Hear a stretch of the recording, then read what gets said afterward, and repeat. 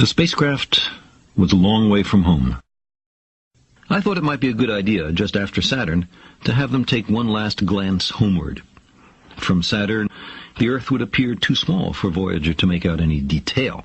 Our planet would be just a point of light, a lonely pixel, hardly distinguishable from the many other points of light Voyager would see, nearby planets, far-off suns. But precisely because of the obscurity of our world thus revealed, such a picture might be worth having.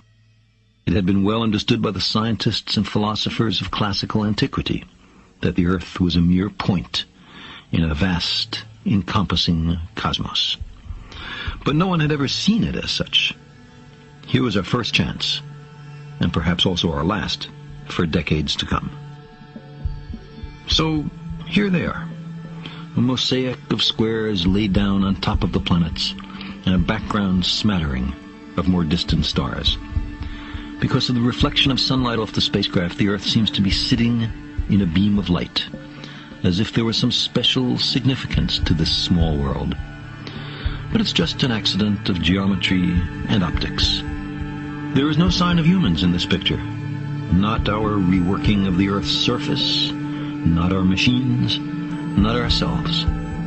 From this distant vantage point, the Earth might not seem of any particular interest. But for us, it's different. Consider again that dot. That's here. That's home. That's us. On it, everyone you love, everyone you know, everyone you ever heard of, every human being who ever was, lived out their lives.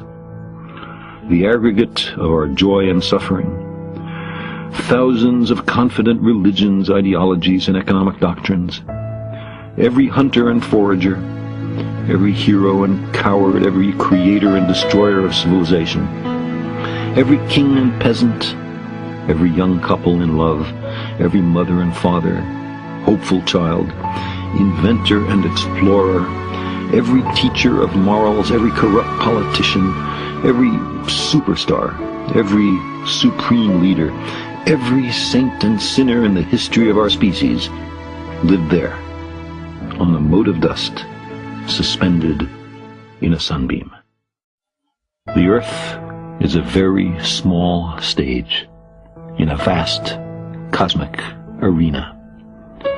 Think of the rivers of blood spilled by all those generals and emperors, so that in glory and triumph they could become the momentary masters of a fraction of a dot.